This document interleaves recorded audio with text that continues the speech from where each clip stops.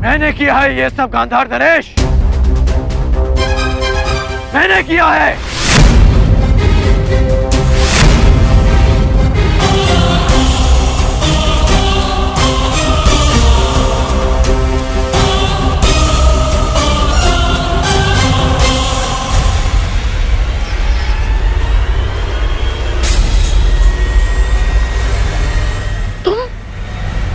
तुम यहाँ पर? आना पड़ा ताकि युवराज के मस्तक पर एक और छल का कलंक लगने से रोक सकूं। छल तो तुमने किया है हमारे साथ अंगराज कर्ण, हाथ में आए हुए शत्रु को छुड़वा कर। छल आपने किया है गांधार नरेश, मेरे साथ, हस्तिनापुर के साथ। याद है आपने राज्यसभा में क्या कहा था? आपने कहा था कि पांडवों को अज्ञातवास में पकड़ा ना जाए, उनसे युद्ध की जाए, युद्ध में उन्हें पराजित किया जाए। और यहाँ कायरों के भांति उन्हें पकड़ने का षड्यंत्र रचा जा रहा है। आप युद्ध क्यों नहीं होने देते गांधार नरेश? और युवराज, कब तक आप इनकी बातों में आकर कुचक्र करते रहेंगे? कब तक आप इनके हाथों हस्तिनापुर को कलंकित करते रहेंगे आप? और कब तक तुम मेरे मार्ग में आते रहोगे कर्ण? कब तक? और कब तक मैं ये तुम्हें समझाता रहूंगा कि युद्ध भूमि में नहीं, मन भूमि में होता है। मन भूमि में युद्ध योद्धा का धर्म है, धर्म है।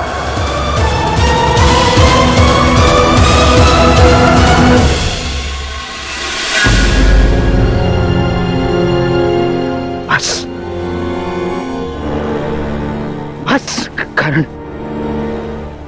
बस। तुम्हारे भाषणों के लिए हमारे पास बहुत सारा समय बचा है, परंतु सूर्यास्त होने में कुछ ही घड़ियां शेष हैं कर्ण।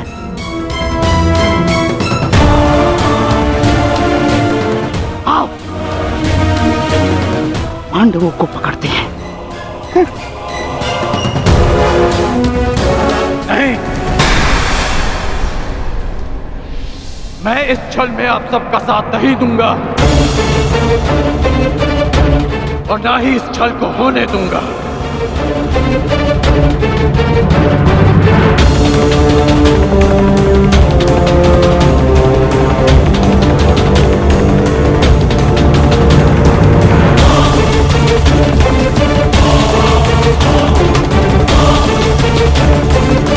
क्या?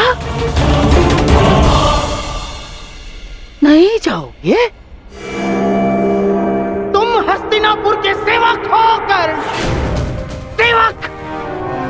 और ये बात कभी मत भूलना, समझ गए?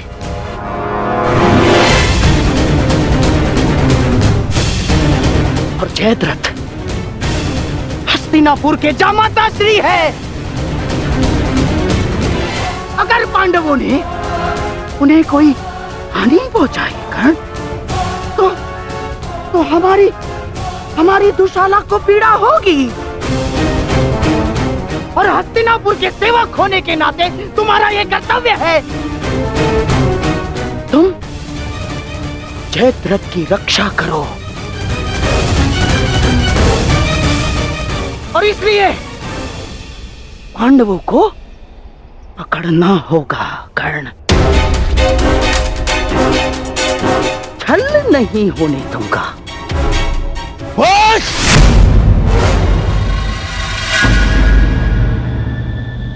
कर्ण मेरा देश है, तुम मेरे साथ चलोगे।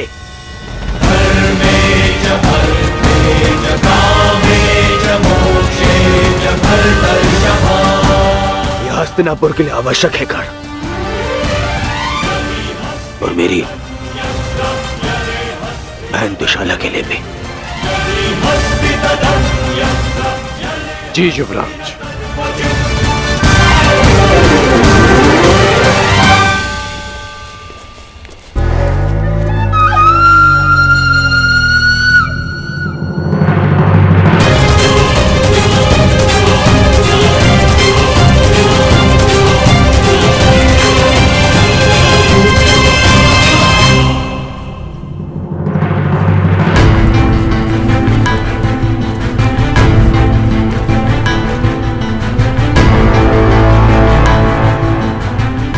मैं सौगंध लेता हूं, यदि जयद्रथ का बाल भी बाका हुआ तो मैं उन पांडवों को छोड़ूंगा नहीं।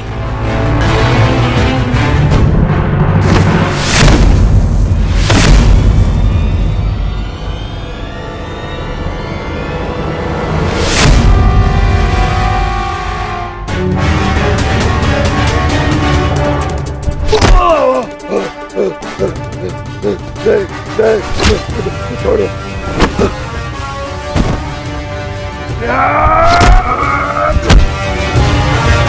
क्षमा कर दो मुझे, तुम्हें क्षमा कर दूं। तुमने पांचाली को छूने का दुस्साहस किया है जयद्रथ।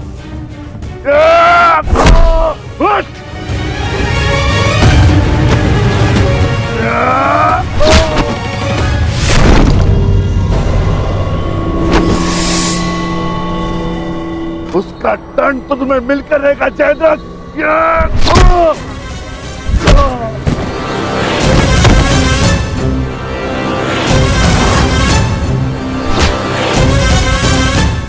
हम पांचों भाई 5 उंगलियां नहीं, एक मुट्ठी है। आओ उसका बल दिखाता हूं।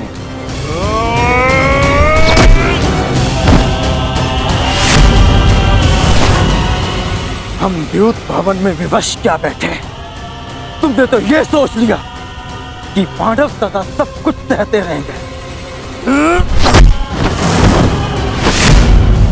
यदि तुम्हें क्षमा कर दिया तो इतिहास हमें क्षमा नहीं करेगा।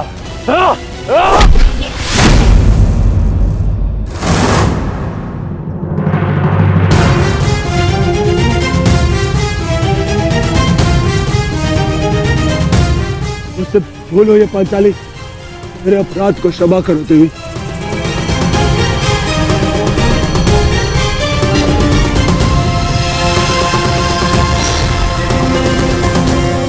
युधिष्ठिर, अभय दान दो मुझे। भूल को क्षमा किया जा सकता है, परंतु अपराध को नहीं।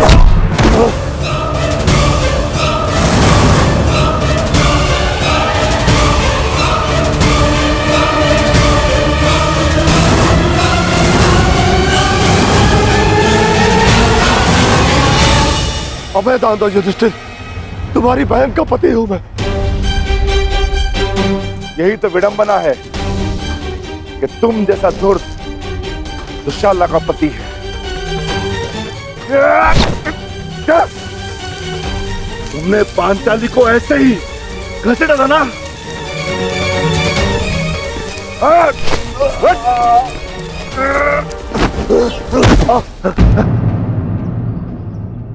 ये तुम्हारा अपराधी है पांचाली, और इसके दंड का निर्णय केवल और केवल तुम ही करोगी।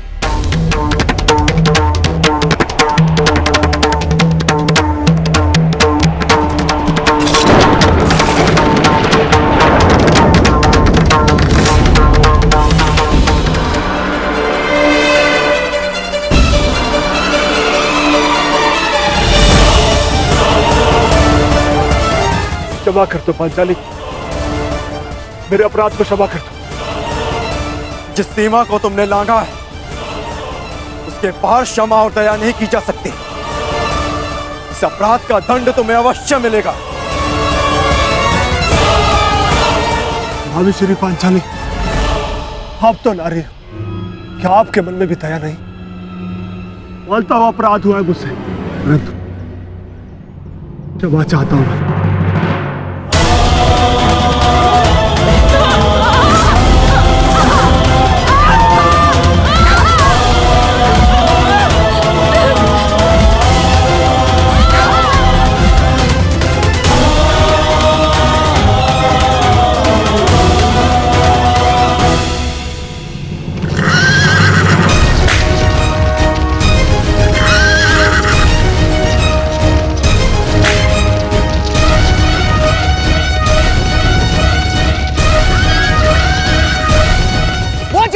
क्षमा नहीं करेंगे दुर्योधन।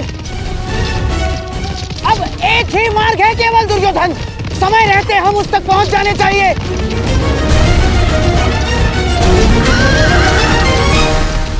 नहीं नहीं, मुझे क्षमा कर दो। नहीं नहीं नहीं नहीं,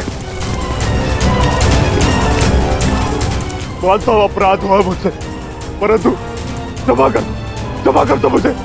अपमान की अग्नि में दया भस्म हो जाती है जयद्रथ।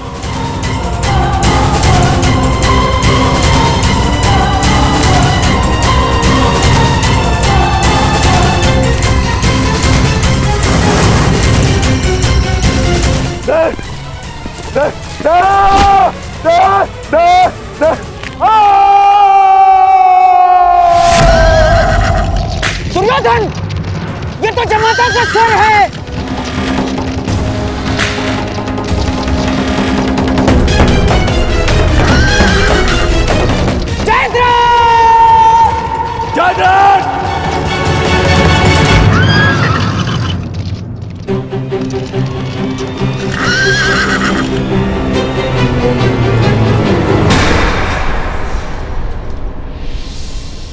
जीजाश्री,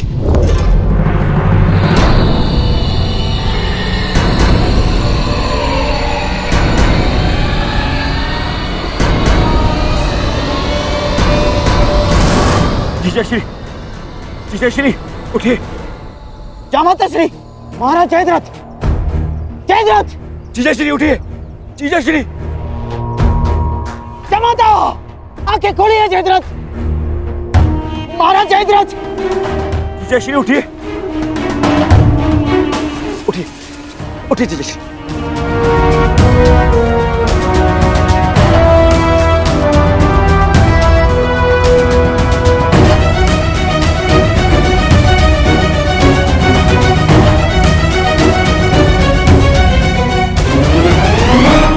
महाराज जयद्रथ, ये सब किसने किया? महाराज जयद्रथ, किसने किया बताइए।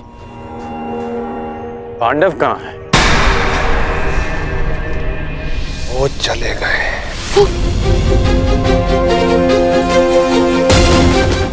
ये सब कैसे हुआ? किसने किया ये? पांडवों ने।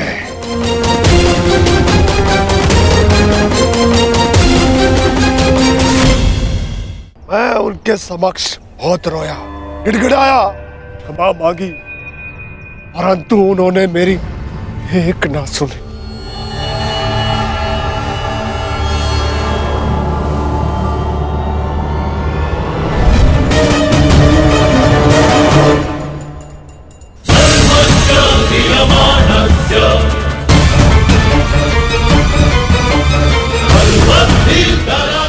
इससे श्रेष्ठकर होगा कि तुम लोग मुझे मार दो। इतना अपमान मत करो मेरा। इस अपमान के पश्चात मैं जीत बचा तो ऐसा भयंकर प्रतिशोध होगा कि तुम पांचों की आत्मा कांप उठेगी। मत कर दो मेरा। अवश्य कर देता, परंतु वो दंड तुम्हारे लिए बहुत सरल होता।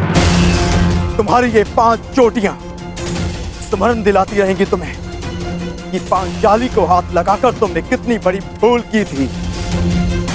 और फिर दुर्योधन को संदेश भी तो देना है कि तुम्हारा ये अपमान एक चेतावनी है उसके लिए कि हम अपना अपमान अभी तक नहीं भूले। 1 वर्ष पश्चात हम फिर लौटेंगे अपनी प्रतिज्ञा पूर्ण करने। बस अर्जुन, बस इतना ही पर्याप्त है। चलो। अर्जुन, मैं प्रतिशोध लूंगा।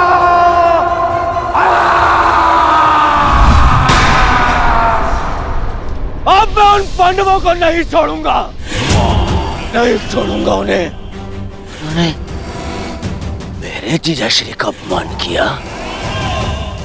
मेरे जीजाश्री का? इनका अपमान करके उन्होंने मुझे दिग्विजयी दुर्योधन को ललकारा है।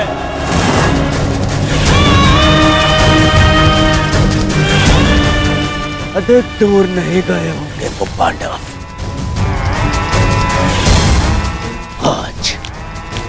आज और इसी क्षण आज फिर से वनवास भेजूंगा।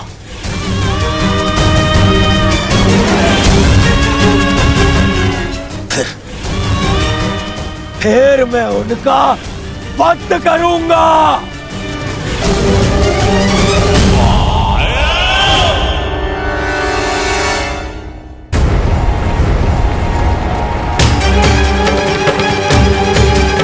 जाओ और जाकर उन पांडवों को लेकर आओ। परंतु युवराज,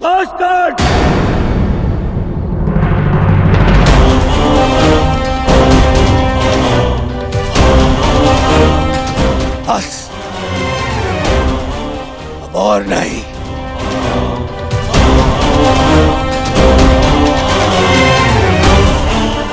जाओ सैनिकों और जाकर उन पांडवों को अभी इसी क्षण मेरे समक्ष लेकर आओ।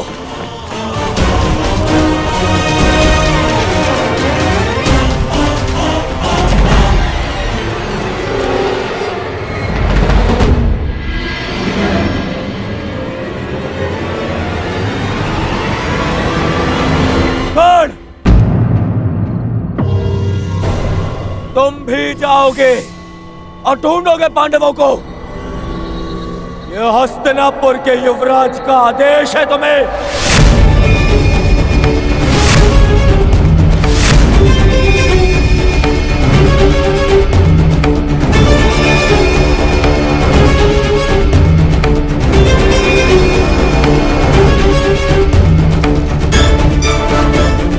दुर्योधन, मुझे इस पर संदेह है। मुझे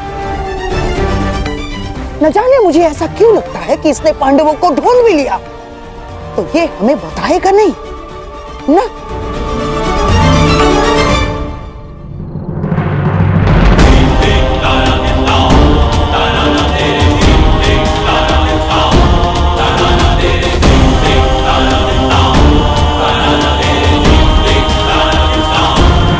कौन? तुम भी जाओगे और ढूंढोगे पांडवों को।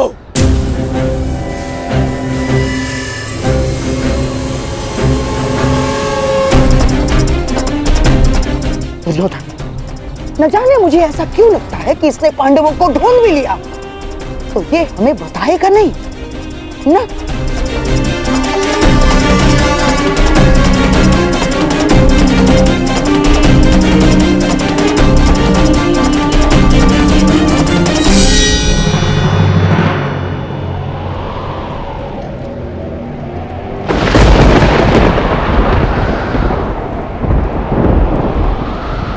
हे प्रभु, अज्ञातवास प्रारंभ हो चुका है। मेरे पुत्रों को सकुशल रखना, अपने शत्रु की दृष्टि से बचाए रखना।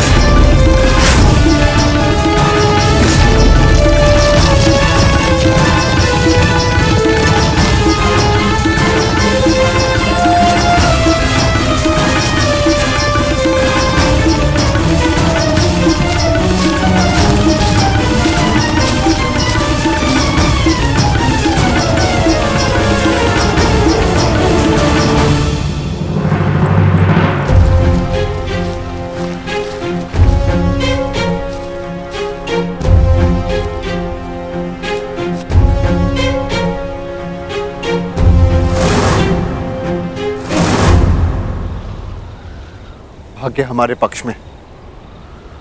गौरव अपने मंतव्य में सफल नहीं हो पाए। हम उनकी पहुंच से बहुत दूर निकल चुके। चलो आगे बढ़ते हैं।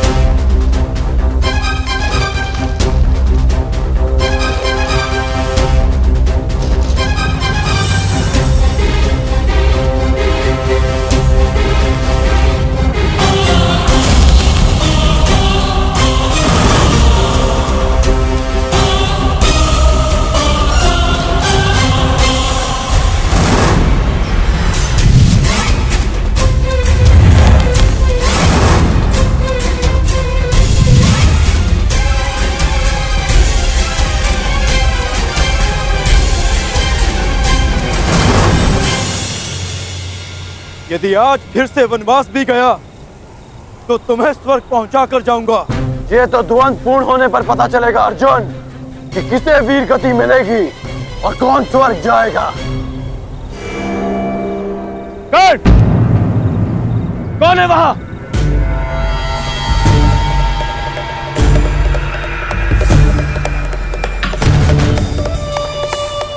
वहां पर पांडव है क्या?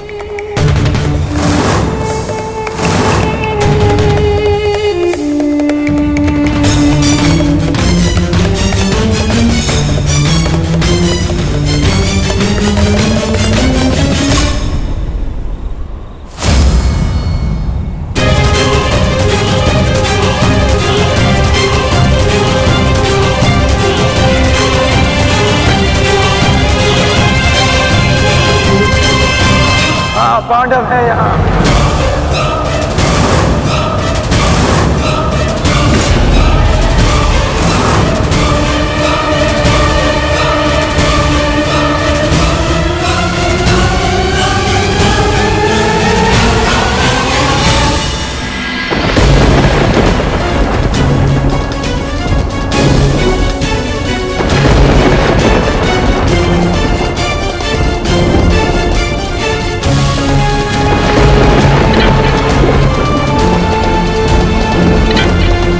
ये दीपक मेरे पुत्रों के प्रतीक है, इन्हें मैं बुझने नहीं दे सकती।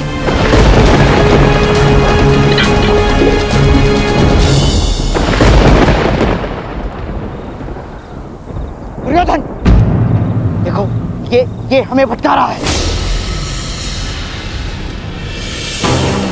नहीं मामाश्री, कर्ण मेरे साथ में ऐसा नहीं करेगा। दुर्योधन, कुछ समय पूर्व इस कर्ण ने जो हमारे साथ किया वो क्या था? हाथ में आए हुए पांडवों को जाने का अवसर दिया इसने।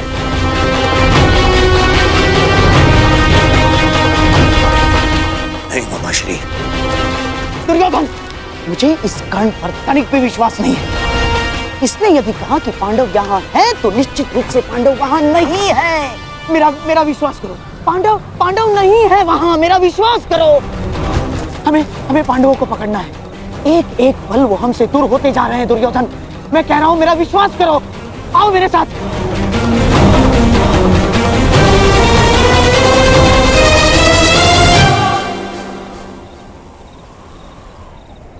मामाश्री कह रहा है तुम्हारा, इस पर विश्वास करोगे तुम? इस पर?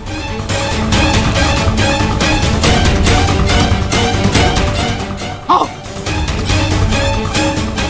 चलो दुर्योधन।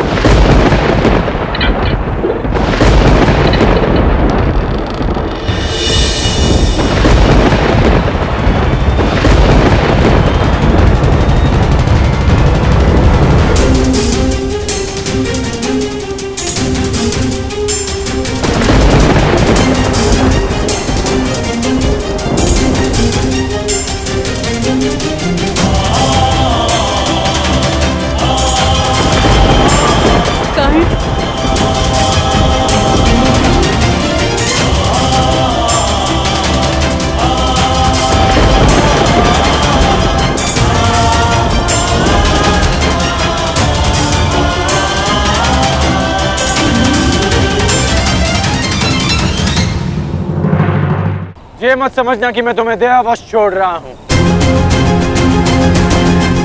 परंतु आज हमारे द्वंद का दिन नहीं है। आज हमारा द्वंद पूर्ण नहीं होगा और अगले 12 वर्ष मैं द्वंद की और प्रतीक्षा नहीं कर सकता।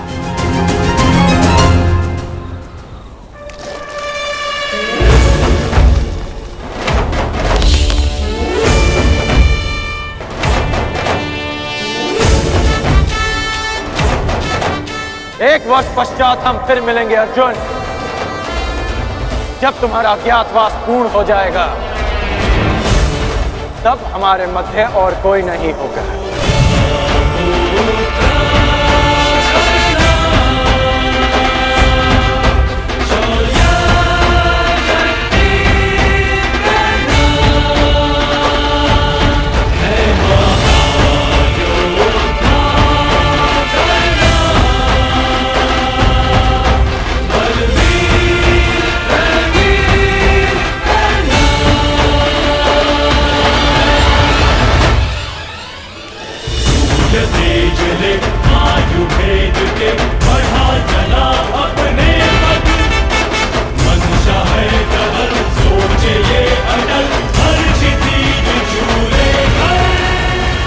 मैं जीवन में कभी कर्ण जैसे पुरुष से नहीं मिला।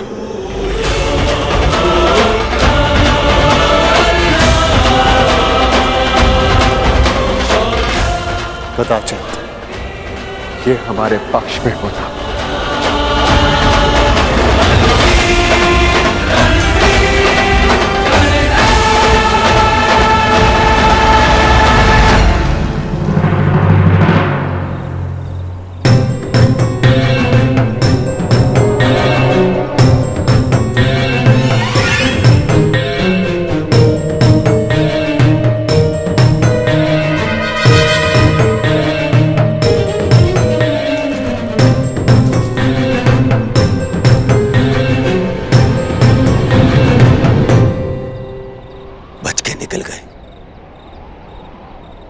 फिर से बच के निकल गए, फिर से बच के निकल गए वो पांडव, फिर से बच के निकल गए मामाश्री।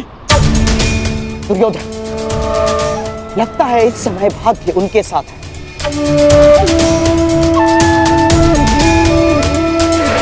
परंतु वर्ष में 6 बार ऋतु बदलते हैं, 6 बार। पूरा 1 वर्ष है हमारे पास। हमारा भी समय आएगा दुर्योधन, अवश्य आएगा, अवश्य। परंतु अब बहुत रात्रि हो चुकी है। अब रात्रि के इस अंधकार में उन पांडवों का पीछा करना असंभव होगा। अब क्या करना है, इसका निर्णय हस्तिनापुर जाकर ही करेंगे।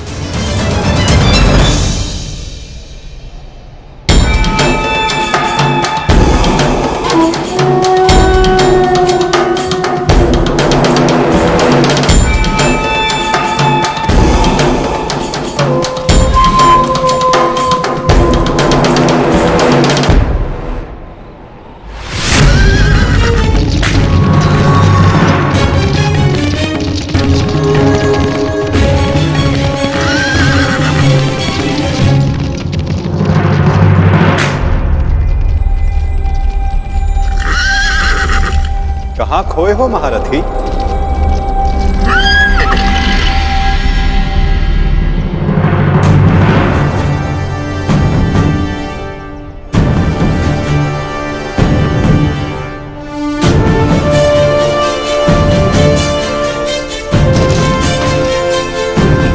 प्रणिपात केशव, क्षमा कीजिएगा, मैंने आपको देखा नहीं। क्योंकि मन उद्विग्न है, द्वंद्व अधूरा छोड़कर आ गए। हाँ, पाषाण बनकर जिस जल में गिरे थे उसी के साथ छल किया अंगराज। क्या इसे मैं ये संकेत समझूं कि तुम न्याय के पक्ष में आ रहे हो? आप तो सब जानते हैं केशव। हाँ, परंतु तुम्हारे मुख से सुनने का अलग ही आनंद है मित्र। तुम्हें सुनना अच्छा लगता है तो सुनिए, मैंने छल नहीं किया, मैंने छल रोकने का प्रयास किया है। प्रयास किया है कि द्यूत में जो अधर्म हुआ उसे धर्म युद्ध से धोया जा सके। और यदि इसे कोई छल मानता भी है तो मेरा मानना है कि एक महान लक्ष्य के लिए एक असत्य का पाप चढ़ भी जाए तो कोई बुराई नहीं। और वैसे भी मेरे कंधों पर श्राप का बोझ इतना बड़ा है कि एक छोटे से पाप का बोझ कोई अंतर नहीं डालेगा वासुदेव।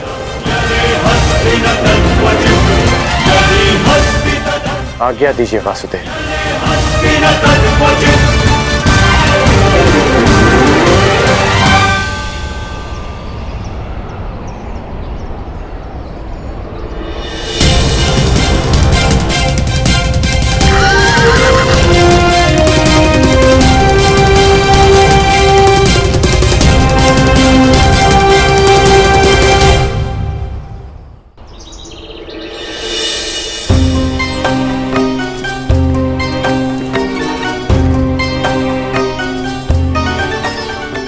नहीं जाता। तनिक विश्राम कर ले आर्य पुत्र।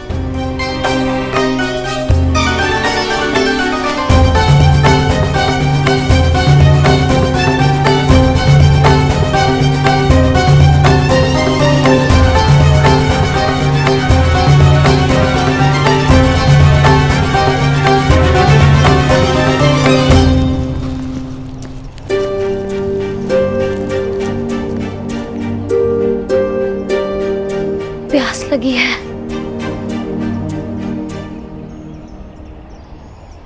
यहाँ तो आसपास जल भी नहीं दिखता।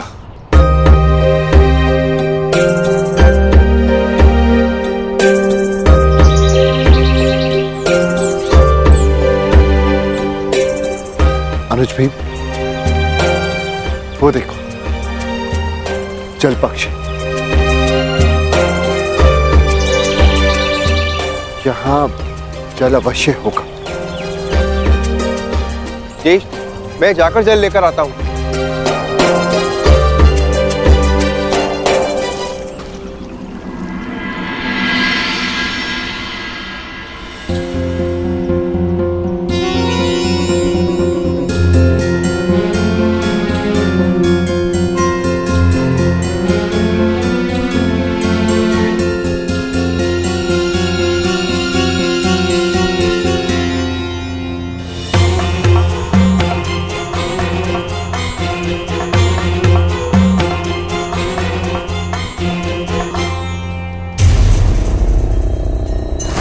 रुक जाओ।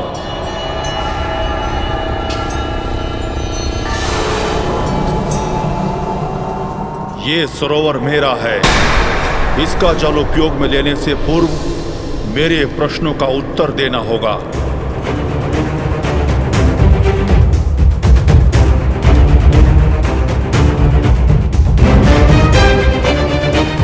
मैं नहीं जानता कि तुम कौन हो, परंतु तुम इतना जान लो, मैं पांडुपुत्र नकुल हूं, गुरुवंशज, महाबली भीम, धनुर्धारी अर्जुन का अनुज।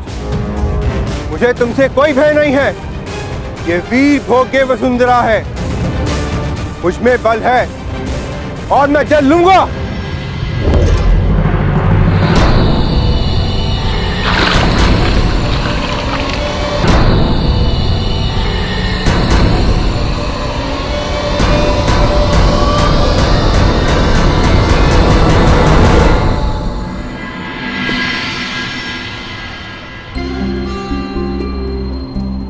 प्रणिपात माताश्री।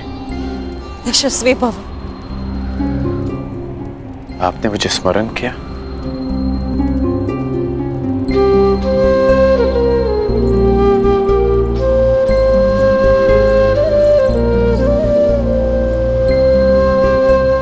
सुना मैंने। कल क्या हुआ, किस प्रकार तुमने मेरे पुत्रों को फिर वनवास जाने से रोका। धन्यवाद करना था तुम्हारा, परंतु मन में एक प्रश्न है जिनका तुम दमन करना चाहते थे।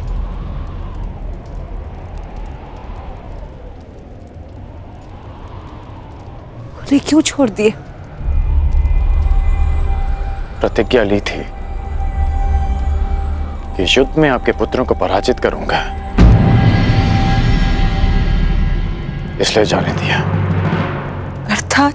अर्थात वो युद्ध में अवश्य पराजित होंगे।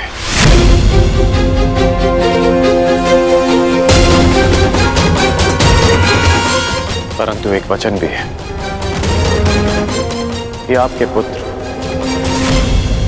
1 वर्ष का अज्ञातवास अवश्य पूर्ण करेंगे।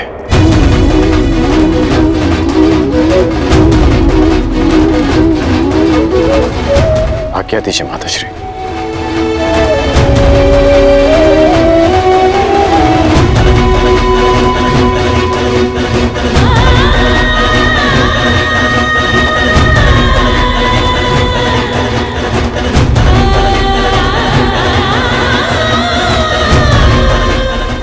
जिनका तुम दमन करना चाहते थे उन्हें क्यों छोड़ दिए? प्रतिज्ञा ली थी कि युद्ध में आपके पुत्रों को पराजित करूंगा, इसलिए जाने दिया। परंतु एक वचन भी है कि आपके पुत्र 1 वर्ष का अज्ञातवास अवश्य पूर्ण करेंगे।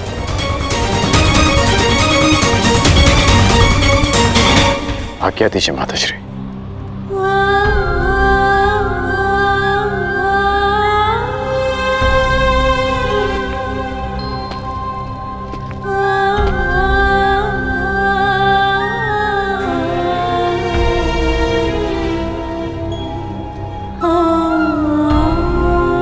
कदाचित मैं तुम्हें बता सकती पुत्र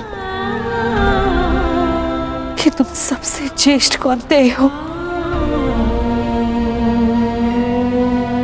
हे भगवान, एक वरदान को क्यों मेरे लिए अभिशाप बना डाला तूने?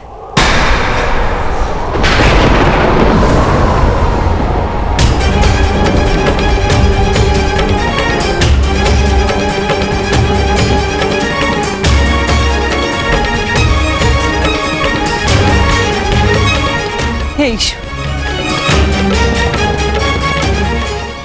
कौन सा संकट आने वाला है मेरे पुत्रों पर?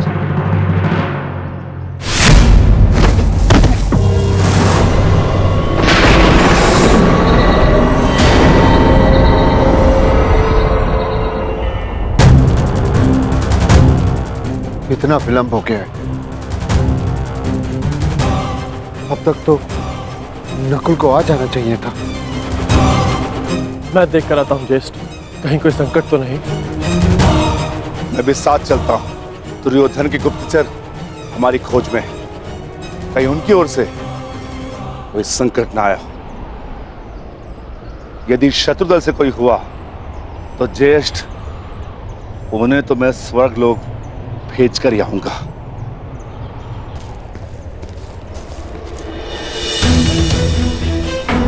नकुल! नकुल! नकुल! नकुल! भ्राता भीम! नकुल! नकुल! नकुल! नकुल! नकुल! नकुल! उठ जा। नकुल! देखिए ना भ्राता भीम, क्या हुआ है नकुल को? ये कुछ बोल क्यों नहीं रहा? नकुल! नकुल उठ जा। नकुल!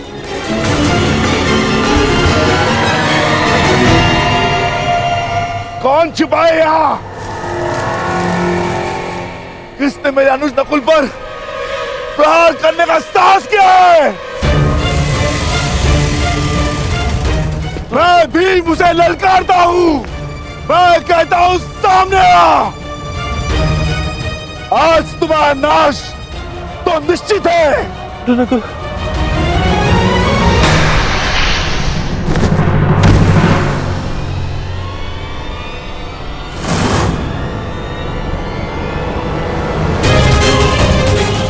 अरे ये क्या हो गया? कदे उठो नकुल, कदे उठो, कदे।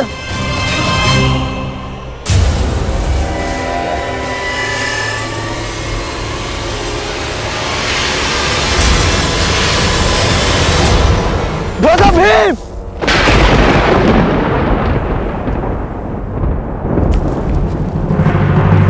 भ्राता भीम! भ्राता भीम! सहदेव! सहदेव! नकुल! नकुल!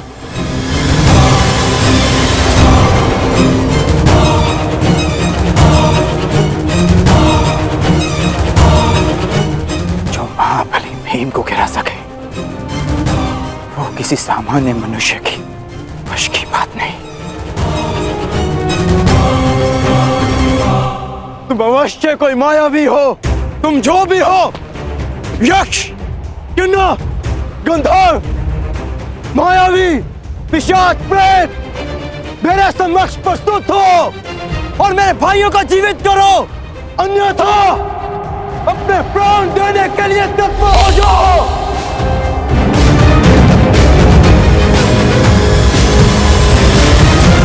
मैं धनुर्धारी अर्जुन तुम्हें ललकारता हूं।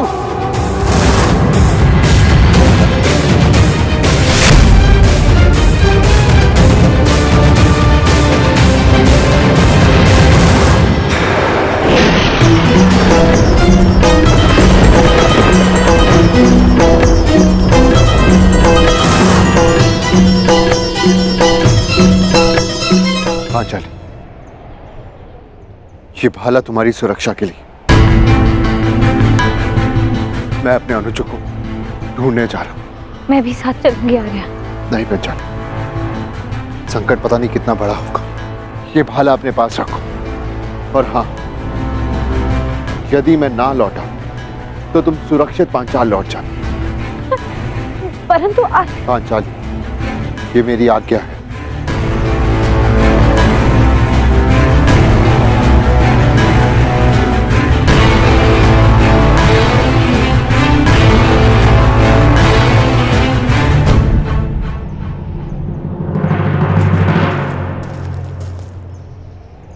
नकुल, भीम, सहदेव,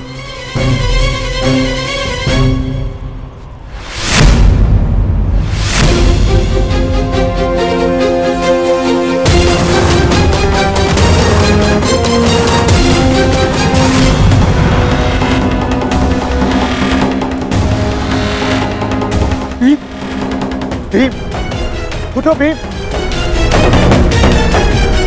सहदेव, सहदेव, नकुल, आंखें खोलो। अर्जुन, अर्जुन अपनी आंखें खोलो। अर्जुन,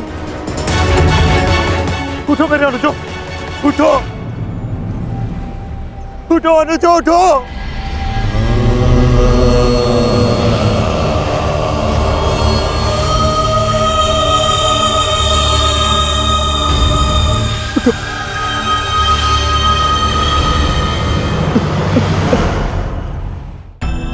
कैसा ज्येष्ठ, कैसा ज्येष्ठ। युद्ध में हारे जाने के पश्चात भी जिन्होंने मुझ पर अपना विश्वास नहीं हारा, उनकी सुरक्षा मैं कैसे नहीं कर सका। क्या उत्तर दूंगा, क्या उत्तर दूंगा मैं माता कुंती को, क्या उत्तर दूंगा मैं पांचाली को, क्या उत्तर दूंगा मैं उन्हें।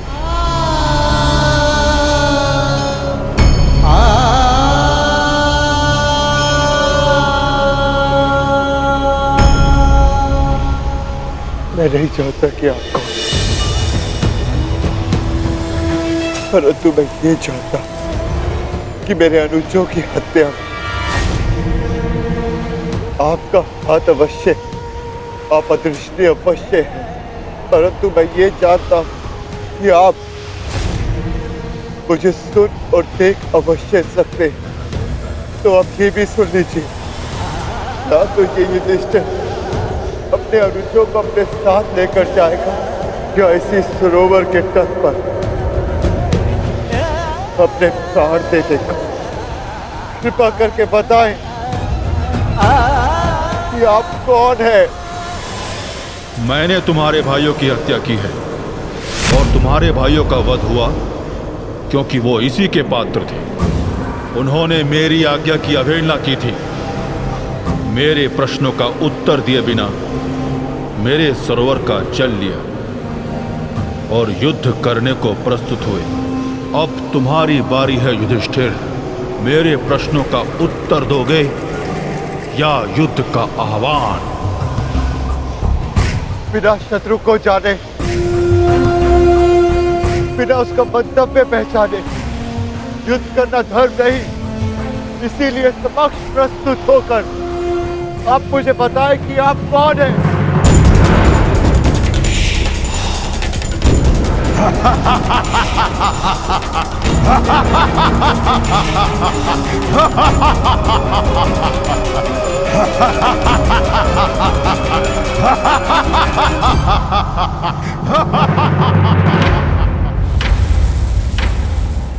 मैं यक्ष नायक हूं और ये सरोवर मेरा है।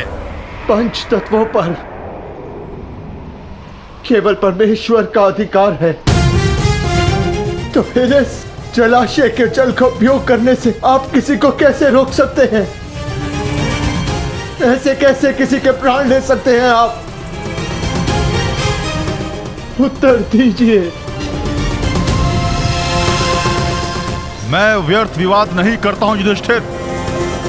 धर्मराज हो, इतना तो समझते हो ना कि बिना किसी की अनुमति लिए किसी की वस्तु का प्रयोग करना चोरी है, और मैंने चोरों को दंड दिया है।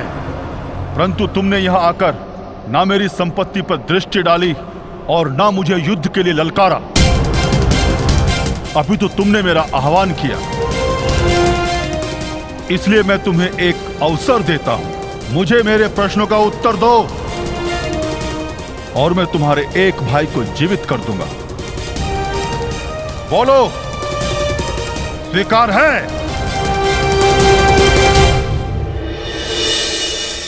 हे प्रभु, मैं नहीं जानती है कैसी लीला है,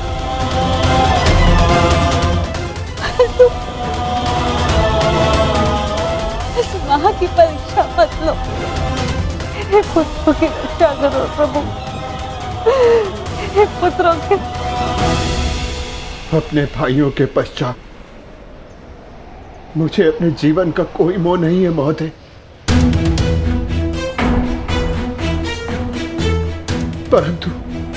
परंतु मेरा एक भाई जीवित हुआ तो मुझे संतोष होगा। तो ठीक है, मेरा पहला प्रश्न, मनुष्य का सबसे बड़ा धर्म क्या है? मनुष्य का सबसे बड़ा धर्म अपना लक्ष्य पूरा करना है। और उसका लक्ष्य क्या है? अपना कर्तव्य पूरा करना। मनुष्य में कितने वर्ण हैं और प्रत्येक वर्ण का कर्तव्य क्या है? मनुष्य में 4 वर्ण हैं, ब्राह्मण, क्षत्रिय, वैश्य, शूद्र। ब्राह्मणों का कर्तव्य है केवल वेद पाठ करना ही नहीं, बल्कि धर्म को जनमानव में बसाना भी है। क्षत्रिय का कर्तव्य पराक्रम से धर्म की रक्षा करना है।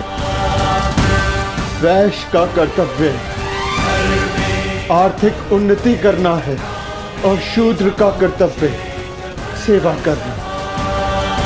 परंतु इन चारों कर्तव्यों से बड़ा भी एक कर्तव्य है, वो है प्रत्येक मनुष्य का हित करना। क्षत्रिय हो, वैश्य हो या शूद्र हो, यदि वो जनहित नहीं कर सकता तो वो मनुष्य नहीं है। उत्तम युधिष्ठिर,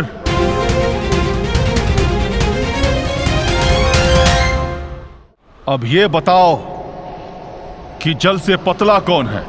जल से पतला ज्ञान है, जिसकी धारा अज्ञान की चट्टान को काट कर बहती है। भूमि से अधिक सहनशील कौन है? माता भूमि से अधिक सहनशील होती है। और आकाश से ऊंचा कौन है? आकाश से ऊंचा स्थान पिता का है। वायु से अधिक गति किसकी है? और भूसे के तिनकों से अधिक संख्या किसकी है? मन की गति वायु से अधिक तीव्र है और चिंता की संख्या भूसे के तिनकों से अधिक है। विदेश में मनुष्य का संबंधी कौन है? रोगी का संबंधी कौन है? और मृत्यु शैया पर लेटे मनुष्य का संबंधी कौन है? विदेश में मनुष्य का सबसे बड़ा संबंधी उसकी विद्या है, जो एक मित्र की भांति उसे हर संकट से बचाती है। रोगी का संबंधी उसका चिकित्सक है, जो पत्नी और माता की भांति उसकी सेवा करता है। और मरने वाले का संबंधी केवल धर्म और दान है, उसके सत्कर्म है, जो मरने के पश्चात उसके साथ जाते हैं। क्या है जिसके नाश से मनुष्य सबका प्रिय बन जाता है? क्या है जिसके नाश से मनुष्य सुखी हो जाता है? और कौन सा शत्रु है जो मनुष्य का नाश करता है? अहंकार के नाश से मनुष्य सबका प्रिय हो जाता है। कामनाओं के नाश से वो सुखी हो जाता है। और वो शत्रु जो मनुष्य का नाश करते, वो क्रोध है। अंतिम प्रश्न युधिष्ठिर, बताओ, संसार का सबसे बड़ा आश्चर्य क्या है? मनुष्य प्रतिदिन सहस्त्रों को जन्म लेते हुए देखता है, सैकड़ों को मरते हुए देखता है, जो जानता है कि उसे भी एक दिन मर जाना है, फिर भी सदा जीने की चाह रखता है। ये संसार का सबसे बड़ा आश्चर्य है। तुमने मुझे संतुष्ट किया युधिष्ठिर, मैं प्रसन्न हुआ। बताओ, तुम्हारे किस भाई को जीवित करूं? भीम को या अर्जुन को? ये दोनों महाबली हैं, तुम्हारी रक्षा कर सकते हैं। मनुष्य की रक्षा ना भीम से हो सकती है, ना अर्जुन से। मनुष्य की रक्षा यदि हो सकती है तो केवल उसके धर्म से। और मेरा धर्म कहता है कि जो मेरे लिए सबसे पहले दांव पर लगा, जिसने मेरी प्यास बुझाने के लिए सबसे पहले अपने प्राण दिए, मेरा वो अनुज नकुल जीवित हो जाए। हमारी दो माएं हैं, एक माता कुंती का पुत्र मैं जीवित हूं, और दूसरी माता मादरी का पुत्र नकुल जीवित रहे। अति उत्तम युधिष्ठिर, जो विपत्ति में भी न्याय और धर्म का साथ नहीं छोड़े, वही सफल होता है। तुम अपनी परीक्षा में सफल हुए।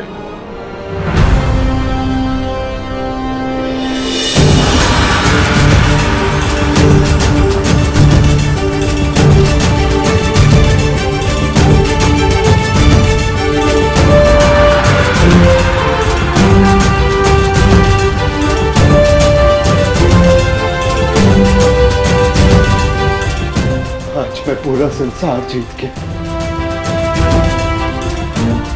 मेरे पांचों भाई मेरे साथ हैं, मुझे किसी की कामना नहीं।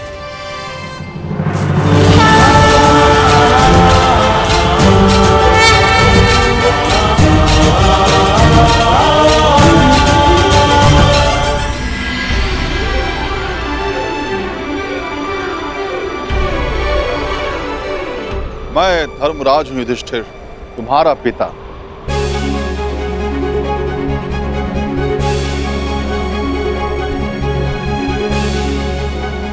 मैं तुम्हारी परीक्षा ले रहा था। मैं जानना चाहता था कि होने वाले महायुद्ध में क्या तुम न्याय कर पाओगे, और मुझे विश्वास हो गया कि तुम सदा न्याय और धर्म की स्थापना करोगे। विजय भाव पुत्र, विजय भाव।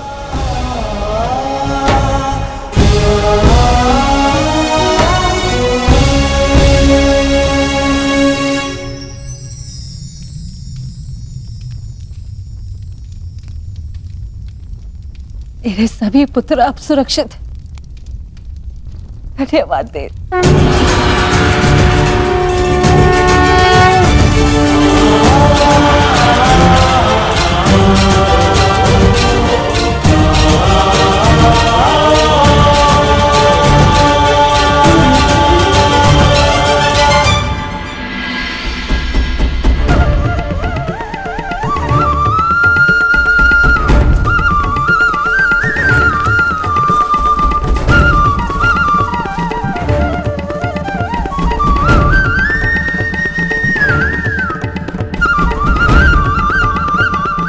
प्रणिपात वासुदेव।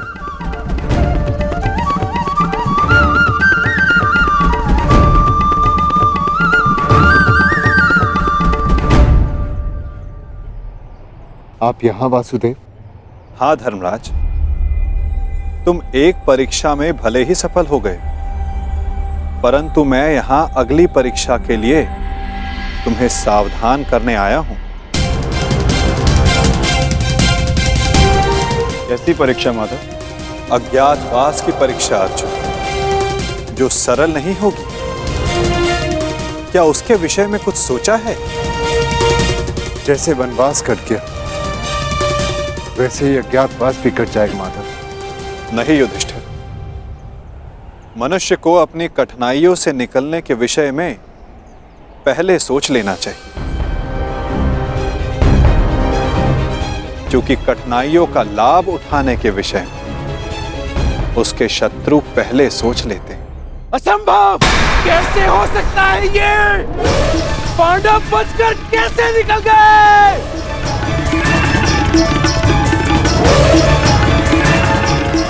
दिग्विजय प्राप्त कर ली, चारों दिशाएं जीत ली, परंतु हर बार पांडवों से क्यों हार जाते हो तुम? इतने सैनिक साथ थे, शकुनी तुम भी थे, फिर कैसे असफल हुए? कैसे?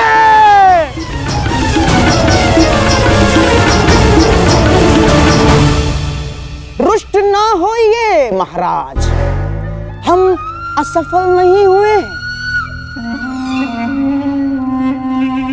क्योंकि पांडवों का अज्ञातवास भंग हो चुका है।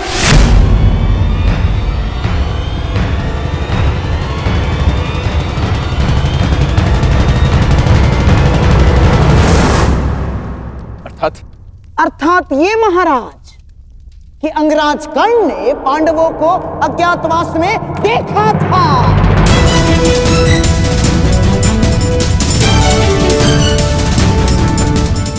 इसीलिए नीति अनुसार पांडवों का अज्ञातवास भंग हो चुका है।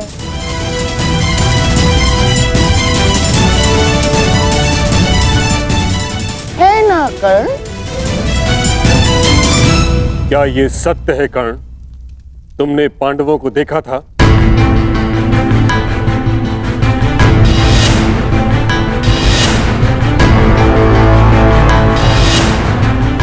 जानता हूं पुत्र, तुमने अवश्य पांडवों को देखा है, परंतु अब समय है कि उनके विरुद्ध एक और अधर्म को होने से रोका जा सके। उत्तर दो कर्ण, क्या तुमने पांडवों को देखा था? जी, देखा था।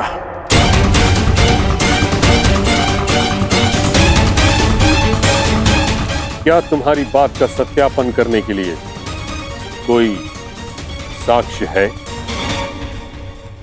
नहीं। ऐसा क्यों?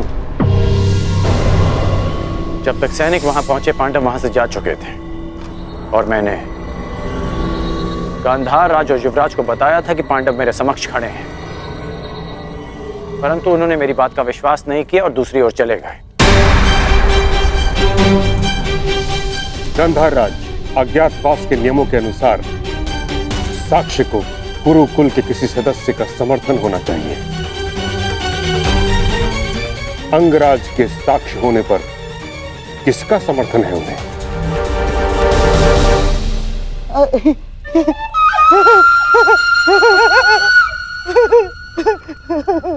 अंगराज कर्ण की बात पर कौन अविश्वास कर सकता है महामहिम? और उनके साक्ष्य होने पर स्वयं कुरुवंश के सम्राट दुर्योधन का समर्थन भी है। हाँ, मुझे अपने मित्र कर्ण के ऊपर पूर्ण विश्वास है।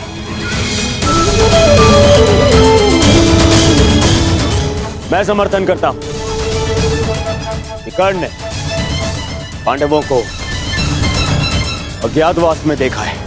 युवराज, यदि तुम्हें विश्वास था तो कर्ण की बात ना मानकर दूसरी ओर क्यों चले गए? और आप गंधार राज, यदि आपको कर्ण की बातों पर विश्वास था तो आप उसके पास क्यों नहीं गए? इसका अर्थ यह है कि आपको कर्ण पर विश्वास नहीं था, अर्थात अज्ञातवास भंग नहीं हुआ।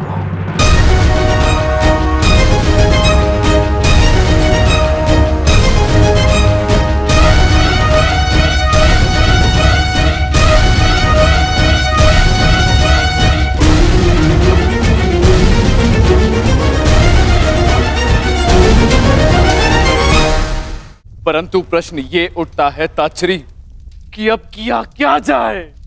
खोज, पांडवों की खोज के अतिरिक्त कोई मार्ग शेष नहीं, क्योंकि नियम अनुसार पांडवों का अज्ञातवास किसी विघ्न के बिना आरंभ हो चुका है।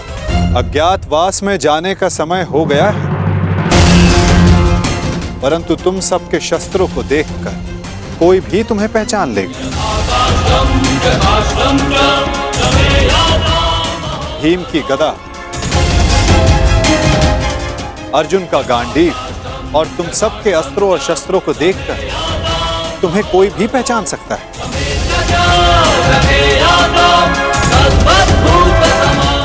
इसीलिए जाने से पूर्व इन्हें छिपा देना आवश्यक है। परंतु कहां माधव? यदि किसी ने यह शस्त्र ढूंढ लिए तो? कोई भी स्थान सुरक्षित नहीं है। स्थान सुरक्षित नहीं होता अर्जुन, स्थान सुरक्षित किया जाता है। मैं समझा नहीं माधव। अपने अस्त्रों और शस्त्रों को नीचे रखो।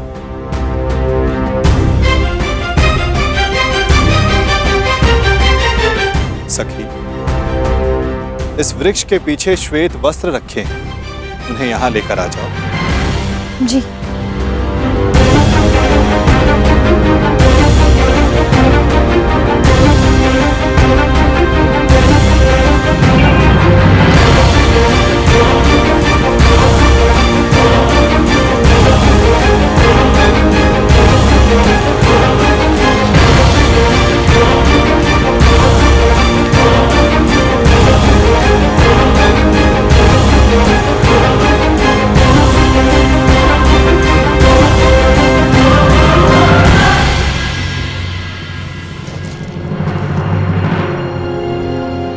अब जो भी इसे देखेगा उसे यह प्रतीत होगा कि ये एक मृत शरीर है। कुछ लोग भय के कारण तो कुछ लोग घृणा के कारण यहां नहीं आएंगे। इस शमी के वृक्ष पर 1 वर्ष तक ये अस्त्र और शस्त्र सुरक्षित रहेंगे। परंतु अब सबसे महत्वपूर्ण प्रश्न ये खड़ा होता है कि अज्ञातवास में जाओगे कहां?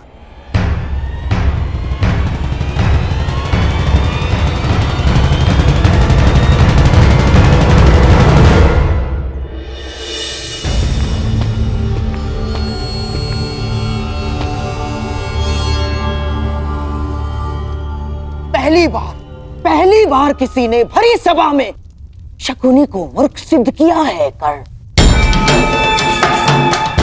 और इसका मूल्य तुम्हें चुकाना होगा। मैंने वन में भी सत्य कहा था और राजसभा में भी। मैं तुम्हें बस मामाजी, बस एक दूसरे के ऊपर आरोप लगाने बंद कीजिए। तो हो गया, अपने घायल दम पर कोप का मलहम लगाना बंद कीजिए आप। और तुम कौन? अपने आप को मेरा सेवक कहते हो ना? तो ठीक है, अब तुम मेरा आदेश मानोगे। जाके ढूंढो उन पांडवों को। केवल 1 वर्ष है मेरे पास, केवल 1 वर्ष। आर्यव्रत के सभी राजा या तो मेरे अधीन हैं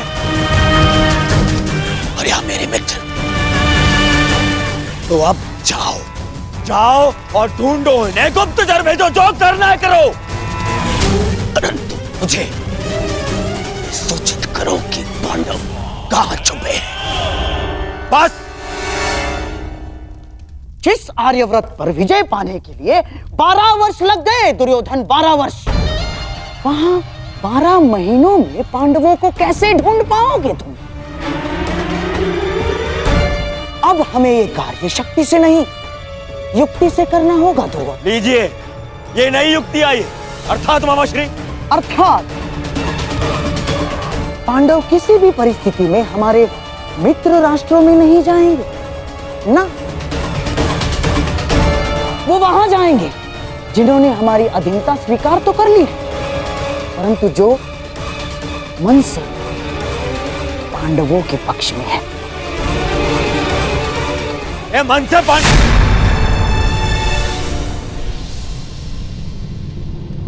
द्वारका। दुर्योधन को लगेगा कि तुम सब द्वारिका में छिपे हो, इसलिए वो अपने गुप्तचर द्वारिका और तुम्हारे मित्र राजाओं के यहां भेजेगा। और यदि वो कहीं असावधान होगा तो केवल उस स्थान पर जहां स्वयं उसके मित्र हैं, क्योंकि मनुष्य अपनी खोई हुई वस्तु कभी अपने ही आंचल में नहीं ढूंढता।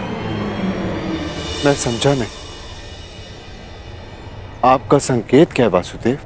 तुम विराट नगर जाओ युधिष्ठिर। विराट नगर के राजा केवल नाम के राजा हैं और वहां पर शासन रानी सुदेशना के भाई कीचक का चलता है। और कीचक दुर्योधन का सबसे परम मित्र है, इसलिए दुर्योधन कभी सोच ही नहीं पाएगा कि तुम सब वहां छिपे। सूर्य भले ही मेघों में छिपा, परंतु उसका तेज बाहर आ ही जाता है। ठीक उसी प्रकार मनुष्य भी प्रकृति से भिन्न व्यवहार नहीं कर सकता दुर्योधन, ना?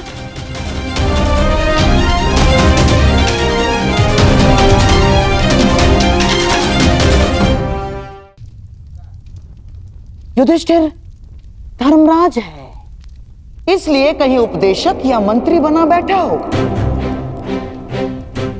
इस बार तुम्हें अपनी प्रकृति से भिन्न व्यवहार करना होगा युधिष्ठिर। तुम कंक के नाम से राजा विराट से मिलोगे और तुम वो कार्य करोगे जो तुम जीवन में कभी नहीं करना चाहते। तुम राजा विराट के साथ चौसर खेलोगे।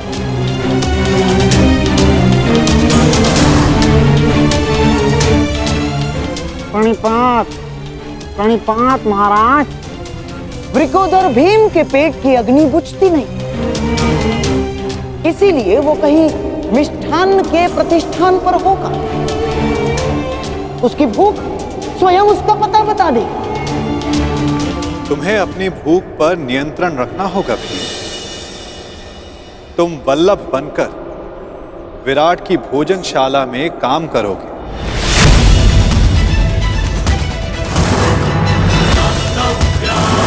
और अपनी भूख पर कड़ा नियंत्रण रखोगे।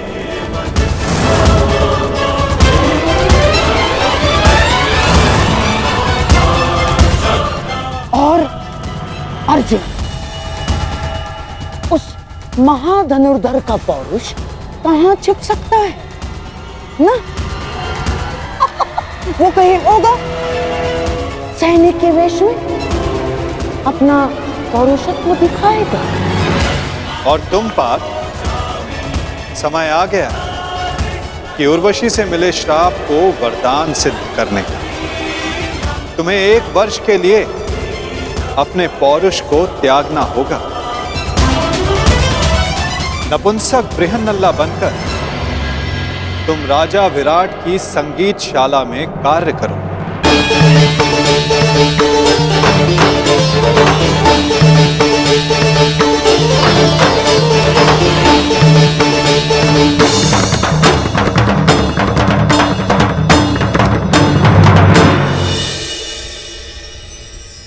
अति उत्तम बृहन्नल्ला, क्या तुम हमारी पुत्री उत्तरा को संगीत और नृत्य की शिक्षा दोगी?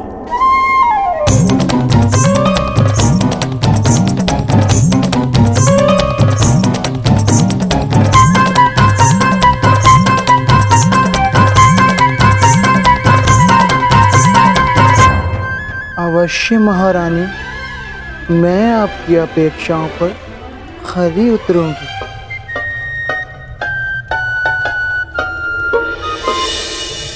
नकुल सहदेव बेचारे कोमल सुंदर, उनसे परिश्रम नहीं होगा ना?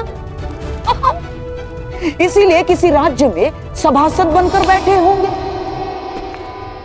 नकुल, सहदेव,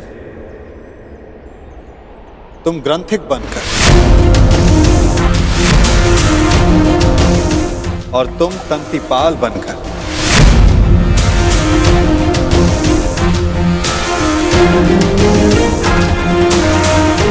विराट नगर की गौशाला और अश्वशाला में कार्य करो।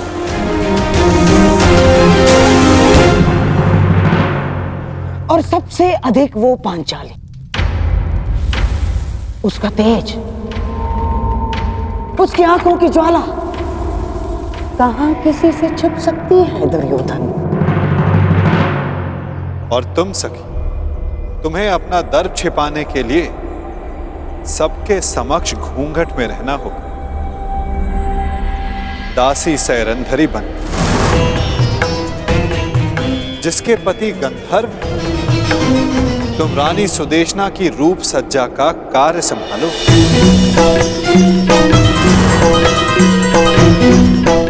सैरंधरी, ये तो अति उत्तम है कि तुम सदा घूंघट में ही रहोगी, क्योंकि हम नहीं चाहते कि तुम्हारा रूप देखकर विराट राज्य तुम्हारे वश में हो।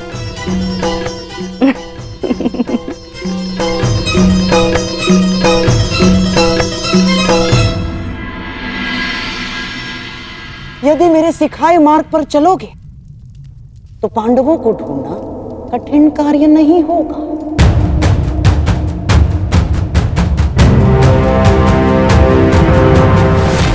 भूल कर रहे हो गांधार राज, पांडव पकड़ में नहीं आएंगे, क्योंकि वो वासुदेव के दिखाए मार्ग पर चल रहे हैं।